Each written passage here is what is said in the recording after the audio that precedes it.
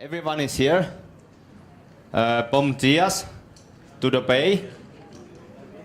Fala português? No? Okay. English then. Or Finnish? Anybody here speaks Finnish? No? So sad. My name is Mikko. I'm working for a company called localbitcoins.com, and I'm here to have a presentation what it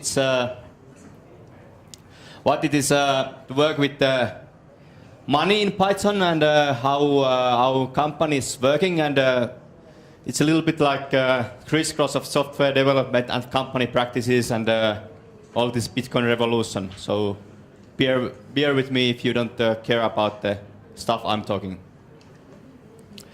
And let's go back to the basics. How many of you know what's this? Please raise your hands. Yes, this is I call this a paper. And in Finland we have a paper industry, and we know that the paper goes away. As you can know that in the internet, services like books, videos, movies, they have all go to internet and electronic versions, and you don't anymore go to shop to buy DVDs. So it's just a natural step that money also goes to the internet, and everything will be replaced online stuff if you are doing business online. Which brings me to Bitcoin. Bitcoin is a virtual currency, and it's very, if you are a software developer, it's very, very handy, because you can actually go to your cell prompt and you can just give your Unix commands. Send money, get money. And that's how easy it is. It's like very easy.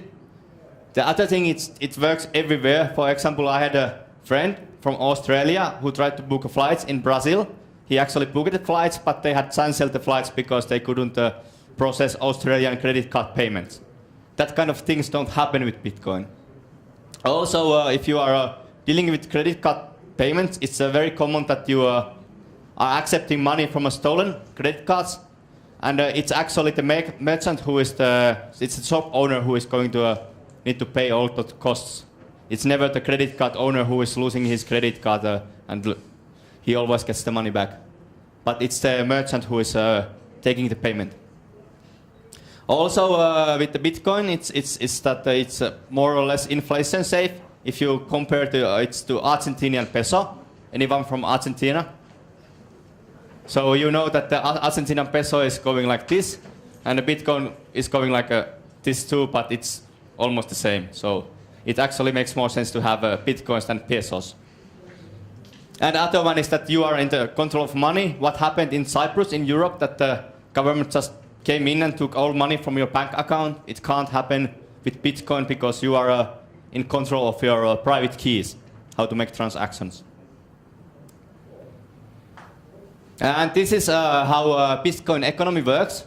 First, you have this Bitcoin mining, that somebody is creating those Bitcoins. It's not very interesting anymore. It's mostly Chinese people doing that with the hardware factories and stuff like that. And those miners sell it to the centralized exchanges where we have speculators. A little bit like in stock market, they are hedging Bitcoin value up and down and try to make money out of the cost differences. And after that, we are a little bit closer to a normal person. We have in-person exchange, like you go to meet some person, like you come to me and say, I want to buy Bitcoins, and you give me reais and I give you back Bitcoins. It's like a person to person.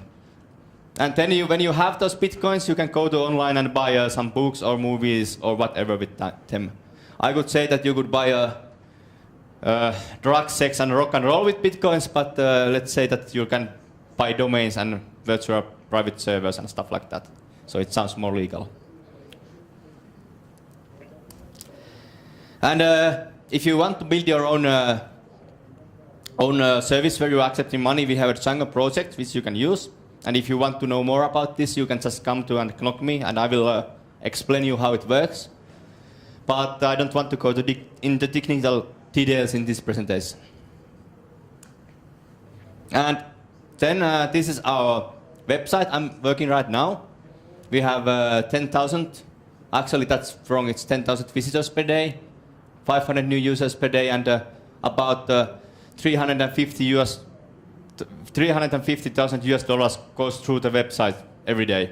So it's a okay business, and I think we have like 4% of all public Bitcoin exchange markets in the world. So it's happening on our website, and it means that it's very popular, and we get already some kind of scalability problems with the process. And how the local Bitcoins fits on this map is that we are an in-person exchange that you can, it's like an eBay. You can put an advertisement on our website, and in advertisement you say that, okay, I'm selling or buying Bitcoins with Brazilian bank transfer, and this is my exchange rate. And then other people can come to website and find your advertisement, and then they can contact you and say, hey, okay, I want to buy your Bitcoins. And the trick here is that we are supporting, because it's like in-person to person, it can work everywhere where we have people who can actually put up the advertisement and have some kind of payment method going on. So it works all around the world. Western Union, PayPal, and if nothing else works, it works with the cash. And we have even guys who have a kind of deals that, okay, if you send me a MacBook Pro, I will send you the Bitcoins. Okay, and that's about our website. And now I talk about how our company works. In the 60s, when NASA was still doing this space business, and there was a space race going on with the US and the Soviet Union. If you went to visit NASA and asked Johnny Yater there, the guy who is cleaning the floor, that, okay, what you are doing here? And the answer was, I'm here to put man on the moon. So everybody in the NASA knew what they were going to do there, and why they are doing the task, what they are right now doing. And the same thing is with our company, that every time you are creating something, writing code, writing blog post, or going to toilet, you know that how this will be beneficial for the company, how much money we will make out of it, or how less losses it will create. And this is very important because I have been in past been working with big corporations, and usually in there, if you are doing software development, you only see the costs. That you know that, okay, our project will cost like 50,000 euros because we have 5 persons and everybody is working for 10,000 euros per day. And those guys who are seeing these numbers, they are actually never seeing how much money comes out from the work. And it usually leads to the fact that you are trying to minimize the costs, and you are then moving all the software development to India because it looks like it's cheaper. But also you are going to lose your profit that way.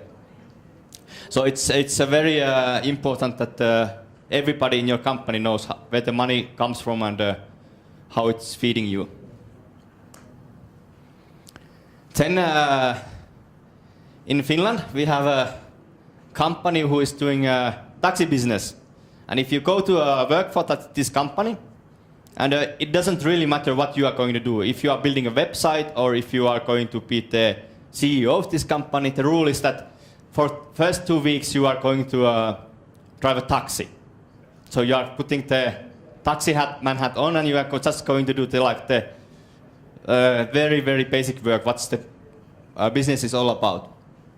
And this way you can learn actually through your own experience what is it.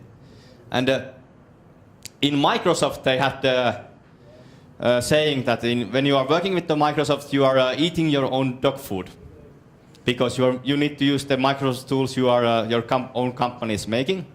Then one Linux company changed it that, okay, we are doing SUSE Linux, so we are drinking our own champagne because they didn't want to call their SUSE Linux a dog food.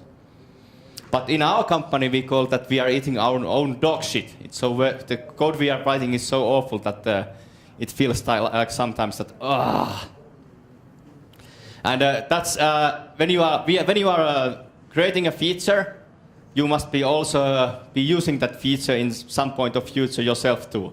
And that way, if you have created this awful form and you are filling in the form first time yourself, you see how awful is it, and then you go and fix it.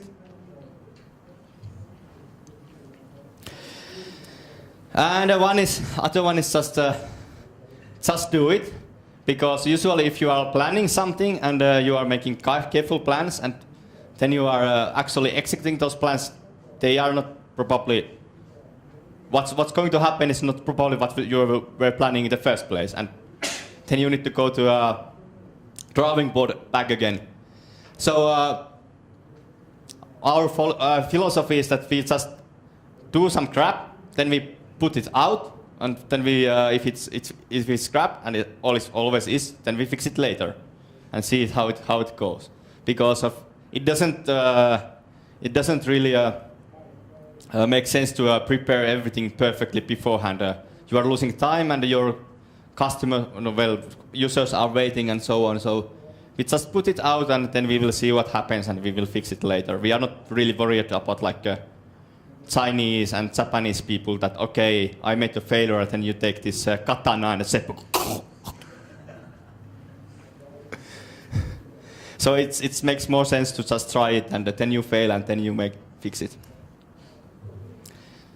And then some bits about financial websites, because you are dealing with the bitcoins. It's a huge player in the gray and black markets, and it means that our website and users. It's mostly the users. They are constantly being attacked, so that they want to steal the bitcoins from those users.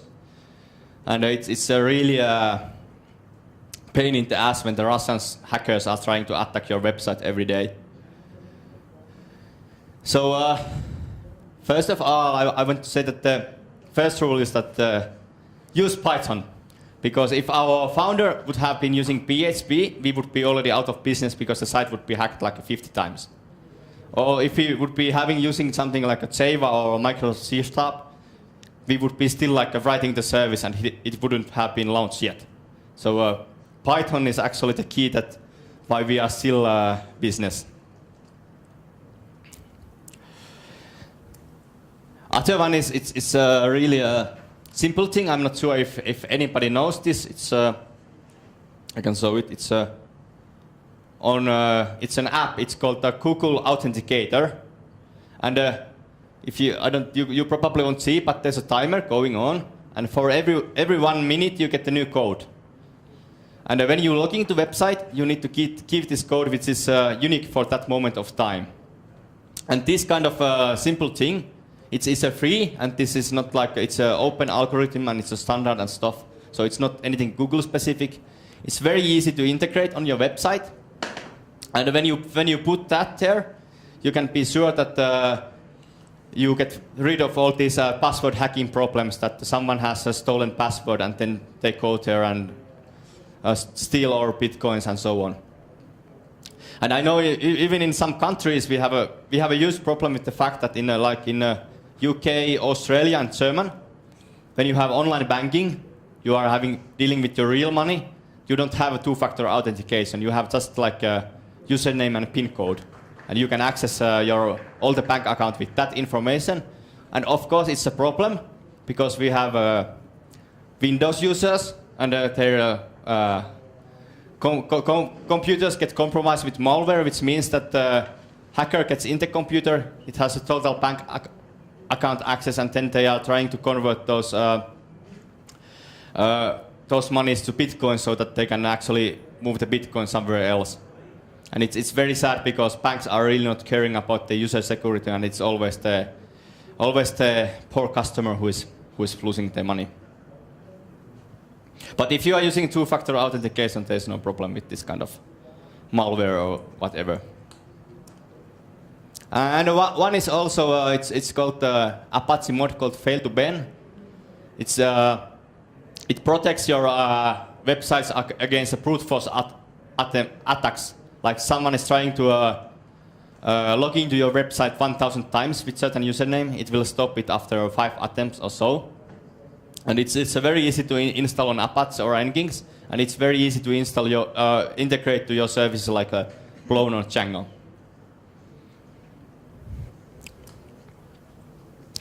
And one more thing is it's called, because we are having this philosophy that just do it. It means that after we have done it, our server is probably crashing all the time.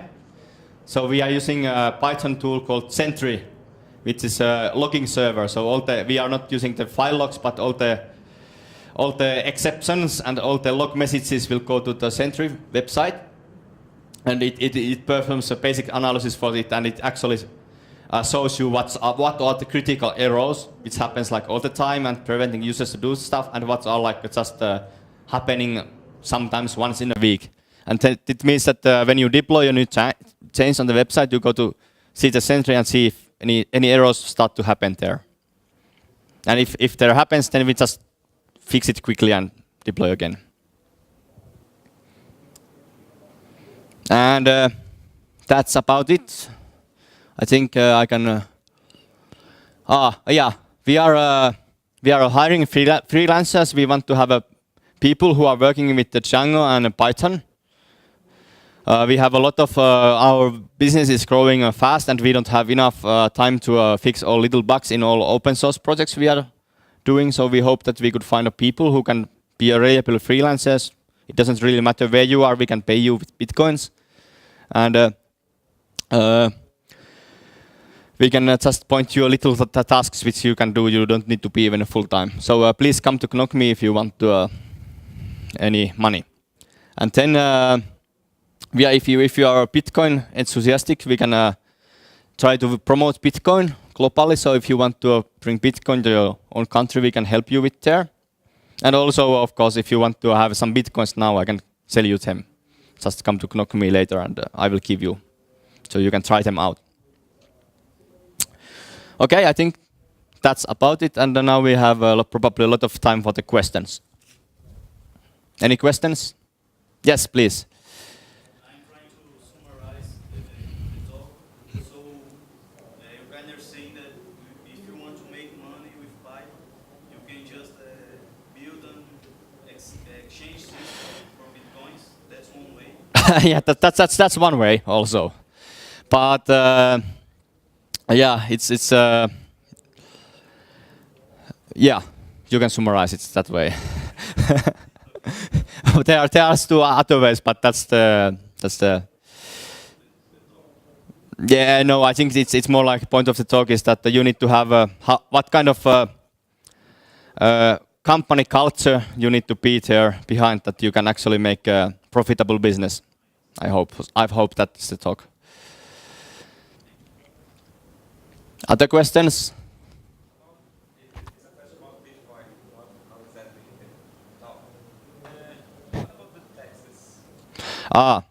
It really we are paying our taxes to Finland, and it really doesn't matter what kind of money you are using, because in the end, if you are a company, if you are a private person, it might be a little bit different. But in the end, if you are a company and you are paying out money or accepting money, you always have a receipt.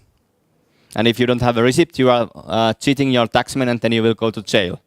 So you can, if you are having, for example, e-commerce site where you are taking Bitcoin transactions, you of course have this receipt and you put it to your accounting. And in Finland, it's because virtual currencies are a new market, and the exchange rate is going like few all the time. So the current recommendation is that at the end of every day, when you did the business with Bitcoins, you take the exchange rate of the day and use that into your accounting purposes. And with that kind of exchange rate, then you are paying the taxes of the transactions made. And of course, the problem is that you need to convert Bitcoins back to euros to pay the taxes. But we are it's currently if depending on your country, if you have a country like Finland or USA, it's very easy to convert Bitcoins back to euros and other way. So making euros to pay the taxes is not a problem. Any other questions?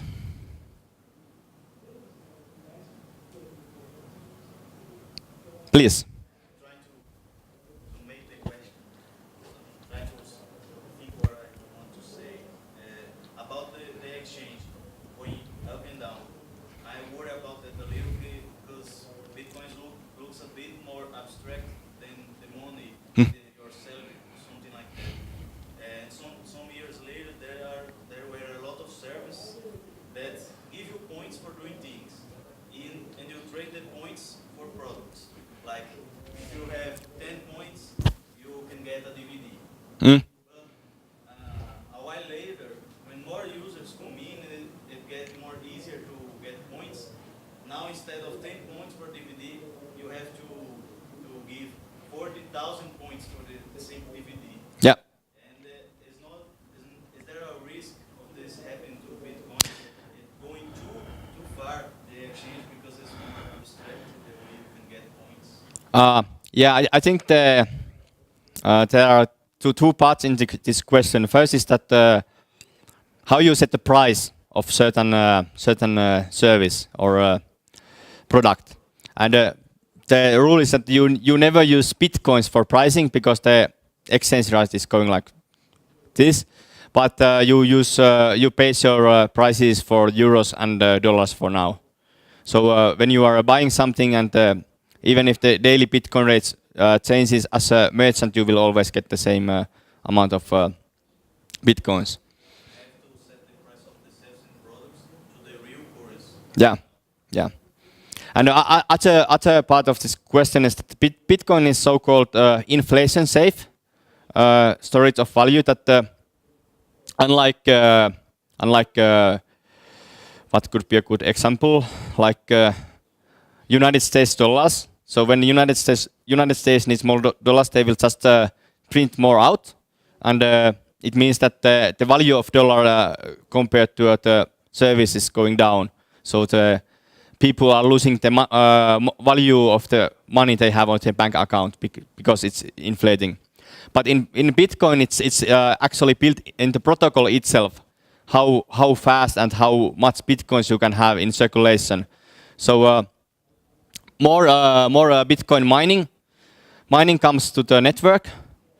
It's the process of getting new Bitcoin slows down. So it's kind of balancing it out, and so that there is no inflation in Bitcoins. And it actually leads to the other problem is that when people get Bitcoins, they just want to sit on top of them and not to use them because of it's guaranteed that in some time of the future those Bitcoins will be the double value. So they are making waiting that Bitcoin price goes up and then they are selling them. Not like stocks exchange, stocks. Yeah, because it is a kind of upper limit for Bitcoins, and it's 21 million Bitcoins in the protocol itself, and now half of the Bitcoins ever have been created, and the other half is left. It's getting more difficult, and I think it was 2040 when the last Bitcoin has been created, and then we don't have any more new Bitcoins.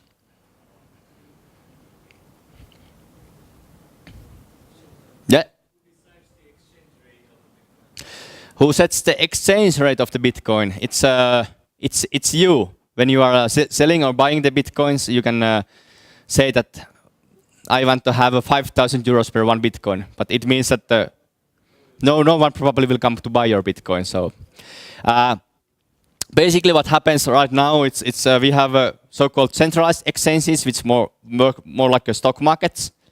And people are using average value of biggest exchange. So there's a website called bitcoinaverage.com, which shows all the different values in different currencies, because it also depends if you are doing USD or euro. So, but they just take the average of exchanges, and that's like the normal.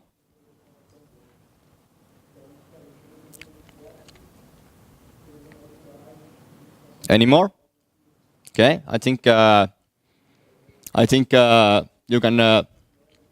Oh yeah, if you want the Bitcoin, just go to this URL, and there's our website, and they will have my offer to buy Bitcoins with reais. And if you have any more questions, just come to knock me after the presentation. Thank you.